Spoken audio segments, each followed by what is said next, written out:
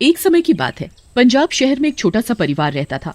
उस परिवार में मंजीत और उसकी पत्नी प्रिशा और उनके 2 बच्चे, जिनका नाम ओम और कशिश था, वे सब आपस में बड़े ही प्यार से रहते थे। एक दिन की बात है, मंजीत ऑफिस से घर आता है और आज वो बड़ा ही खुश नजर आ रहा था। तभी प्रिशा मंजीत से कहती है, क्या बात है, आज आप बड़े खुश नजर आ रहे हो।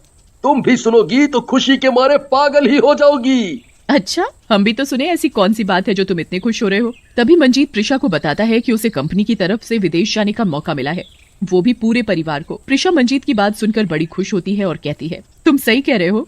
हाँ बाबा हाँ, मेरा विदेश जाने का सपना अब पूरा होगा।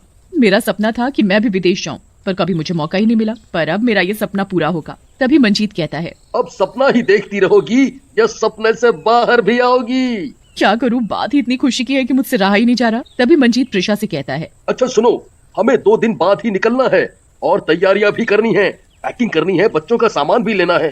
तभी बच्चे भी अपने कमरे से निकलकर अपने पापा से कहते हैं, ये हम भी जाएंगे विदेश। मैं तो अपने सब दोस्तों को बताऊंगा कि मैं विदेश जा रहा हूँ। तभी मंजीत बच्चों से कहता है, ठीक है बता देना। चलो अब जल्दी से खाना खाकर सो जाओ, कल हमें शॉपिंग करने भी जाना है। फिर बच्चे शोर मचाते हुए कल हम शॉपिंग करने जाएंगे और वो खाना खाकर सो जाते हैं। और अगले दिन मंजीत, प्रिशा और बच्चे शॉपिंग के लिए निकल जाते हैं। प्रिशा मंजीत से कहती है, शॉपिंग भी पूरी हो गई, बच्चों का सामान भी ले लिया, अब घर चलते हैं। हाँ चलो घर चलते हैं, कल सुबह की फ्लाइट है, हमें टाइम से निकलना पड़ेगा। और सब लोग घर जाकर सो जाते हैं। अगली सुबह मंजीत प्रिशा को जगाता है और कहता है, तुम सब सोते ही रहोगे या उठोगे भी? 4 बज चुके हैं और 9 बजे की फ्लाइट है, हमें समय से पहुंच जाना चाहिए, नहीं तो हमारी फ्लाइट छूट जाएगी। हाँ ठीक है, तुम तैयार हो जाओ, मैं बच्चों को तैयार कर देती हूँ। और फिर मंजीत, प्रिशा, बच्चे सब लोग तैयार होकर एयरपोर्ट पर पहुँच जाते हैं। और फिर वो सभी लोग फ्लाइट में बैठ जाते हैं और उनकी फ्लाइट कनाडा जाने के लिए तैयार हो जाती है। और वो कुछ ही घंटों में कनाडा पहुँच जाते हैं। कनाडा पहुँचकर मंजीत कहता है, लो हमें लेने के लिए गाड़ी भी आ गई और अब हम थोड़ी देर में कंपनी की तरफ से मिले घर में पहुंच जाएंगे। लीजिए आपका घर आ गया। और सभी लोग घर में चले जाते हैं। फिर मंजीत सभी से कहता है, ऐसा करो तुम सब फ्रेश हो जाओ, फिर साथ में मिलकर खाना खाएंगे। सभी लोग फ्रेश होकर हॉल में खाना खाने चले जाते हैं। मंजीत, प्रिशा और बच्चे जब खाना खा रहे होते हैं तो प्रिशा को ऐसा लगता है जैसे और कोई भी है उस हॉल में। और वो मंजीत से कहती है, मुझे ऐसा क्यों लग रहा है जैसे इस हॉल में कोई और भी है। क्या प्रिशा, तुम भी कैसी बातें कर रही हो, यहाँ भला कौन हो सकता है। चलो अब सोने चलते हैं, बच्चे भी थक गए होंगे। फिर सभी लोग अपने अपने कमरे में सोने चले जाते हैं। और रात को जब घर के सभी लोग सोए हुए थे, तभी प्रिशा को किचन से कुछ अजीब सी आवाजें आती हैं। तो प्रिशा किचन में जाकर देखती है तो वहाँ उसे कोई नजर नहीं आता, पर उसे ऐसा लगा जैसे मानो अभी अभी कोई किचन से गया हो। फिर वो चुपचाप आकर अपने कमरे में सो जाती है। और अगले दिन प्रिशा मंजीत से कहती है, मंजीत, मुझे यहाँ कुछ ठीक सा नहीं लग रहा। प्रिशा, तुम भी पता नहीं क्या क्या सोचती रहती हो, ये तुम्हारा वहम है और कुछ नहीं। प्रिशा मंजीत की बात सुनकर कुछ नहीं बोलती। तभी मंजीत प्रिशा से कहता है, सुनो, मुझे ऑफिस के काम से जाना पड़ेगा, तुम अपना और बच्चों का ध्यान रखना। जी ठीक है, तुम जाकर अपना काम करो, मैं बच्चों का ध्यान रखूंगी। ये कहकर मंजीत ऑफिस के काम से चला जाता है और घर पर प्रिशा और बच्चे रह जाते हैं। प्रिशा बच्चों से कहती है, मैं नहाने जा रही हूँ, तुम लोग कहीं भी इधर उधर मत जाना। ठीक है मम्मी, हम कहीं नहीं जाएंगे। और दोनों बच्चे खेलने लग जाते हैं। खेलते खेलते ओम और कशिश बाहर गार्डन में आ जाते हैं। उन्हें पता ही नहीं चलता कि कब वो गार्डन में आ गए। तभी उन्हें एक आंटी दिखाई देती है और वो बच्चों से कहती हैं, बच्चों तुम लोग अकेले अकेले खेल रहे हो, मुझे भी अपने साथ खिला लो। बच्चे उस अनजान औरत को देखकर डर जाते हैं और अंदर भाग जाते हैं। वो औरत और कोई नहीं, एक चुड़ैल होती है। तभी प्रिशा भी आ जाती है। इस तरह बच्चों को डरा हुआ देखकर प्रिशा बच्चों से कहती है, क्या हुआ, तुम लोग घबराए हुए क्यों हो। मम्मा, हमें बाहर एक औरत मिली थी, हमें उन्हें देखकर डर लग रहा था तो हम अंदर आ गए। हाँ मम्मी, बाहर एक आंटी थी, वो हमारे साथ खेलने के लिए कह रही थी। तभी प्रिशा कहती है, कहाँ है वो औरत, जरा मुझे भी तो दिखाओ। फिर प्रिशा बच्चों के साथ बाहर चलकर देखती है तो उसे वहाँ कोई भी नजर नहीं आता। तो वो बच्चों से कहती है, कहाँ है वो औरत, मुझे तो यहाँ कोई भी नजर नहीं आ रहा। ये कहकर प्रिशा बच्चों से कहती है, अब तुम लोग अंदर चलकर खेलो, ऐसे अकेले बाहर मत निकला करो। प्रिया बच्चों को लेकर अंदर चली जाती है और चुड़ैल भी उनके साथ अंदर चली जाती है। तभी बच्चे प्रिशा से कहते हैं, मम्मी, हमें भूख लगी है, जल्दी से पास्ता बनाकर ला दो। ठीक है, अभी 10 मिनट में बनाकर लाती हूँ।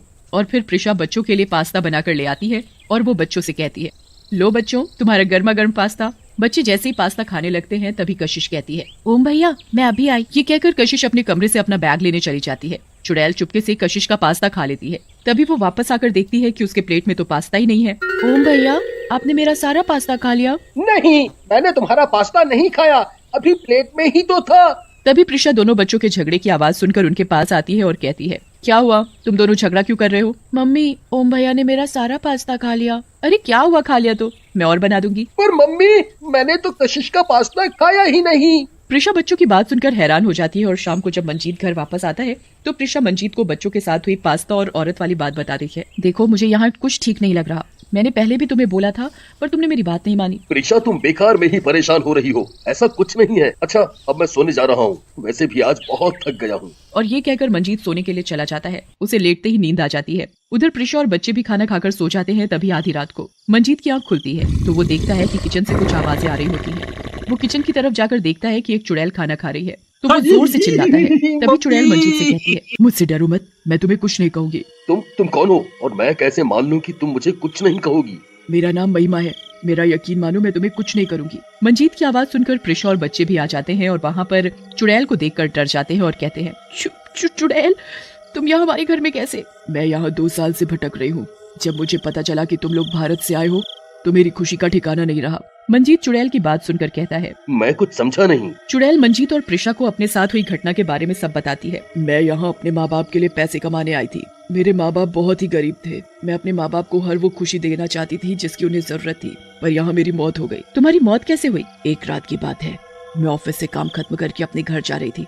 मुझे उसी दिन सैलरी मिली थी और उस दिन मैं बहुत खुश थी कि ये पैसे मैं अपने गरीब माँ बाप को भेजूंगी। तभी रास्ते में कुछ गुंडों ने मुझे पकड़ लिया और वो लोग मुझसे मेरी सैलरी छीनने लगे। तो मैंने देने से मना किया तो उन्होंने मुझे मारकर मेरे सारे पैसे छीन लिए और मेरी लाश को जला डाला और मैं यहीं की यहीं रह गई। जब मुझे पता चला कि तुम भारत से आए हो तो मेरी खुशी का ठिकाना ही नहीं रहा। अब तुम हमें ये बताओ, तुम हमसे चाहती क्या हो? मैं अपने देश भारत जाना चाहती हूँ, जहाँ मैं अपने परिवार वालों को देख सकूं, और तुम ही हो जो मुझे मेरे देश भारत लेकर जा सकते हो। तभी मेरी आत्मा को शांति मिलेगी। चुड़ैल की बात सुनकर मंजीत और प्रिशा कहते हैं, तुम चिंता मत करो, हम तुम्हें जरूर इंडिया लेकर जाएंगे और तुम अपने परिवार वालों को भी देख सकोगी। हाँ, हम तुम्हें जरूर अपने साथ लेकर जाएंगे। और फिर अगले दिन सभी लोग इंडिया जाने की तैयारियां करते हैं और वो रात की फ्लाइट से भारत वापस लौट आते हैं। अपने देश में आकर चुड़ैल बहुत ही खुश होती है और कहती है, आई लव माई इंडिया। हाँ, सही में अपना देश अपना ही होता है। और फिर अगले दिन मंजीत और प्रिशा चुड़ैल से कहते हैं, तुम्हारा परिवार कहाँ रहता है? हमें बताओ, हम तुम्हारे परिवार वालों से तुम्हें मिलवा देंगे। चुड़ैल मंजीत और प्रिशा को अपने घर का पता बताती है तो प्रिशा और मंजीत कहते हैं, ठीक है, कल ही हम जाकर तुम्हें तुम्हारे घर वालों से मिलवा देंगे। चुड़ैल बहुत खुश होती है। उसकी तो खुशी का ठिकाना ही नहीं था कि वो अपने परिवार वालों से मिलेगी। कल हम किसी पंडित जी से मिलकर चुड़ैल का सही तरीके से अंतिम संस्कार करवाएंगे जिससे कि उसकी आत्मा को शांति मिल सके। बात तो तुम्हारी बिल्कुल सही है। और अगले दिन मंजीत और प्रिशा चुड़ैल को उसके बताए पते पर लेकर जाते हैं और चुड़ैल के माँ बाप से मिलते हैं और उन्हें चुड़ैल के बारे में सब बताते हैं कि वो उनकी बेटी है। माँ, पिताजी, और वो रोने लगती है। माँ बाप अपनी बेटी को गले लगाकर बहुत रोते हैं। अब हमें आपकी बेटी का सही तरीके से अंतिम संस्कार करना होगा जिससे उसे मुक्ति मिल सके। और फिर सभी लोग पंडित जी के पास जाकर चुड़ैल का सही तरीके से अंतिम संस्कार कराते हैं और इस तरह चुड़ैल को मुक्ति मिल जाती है।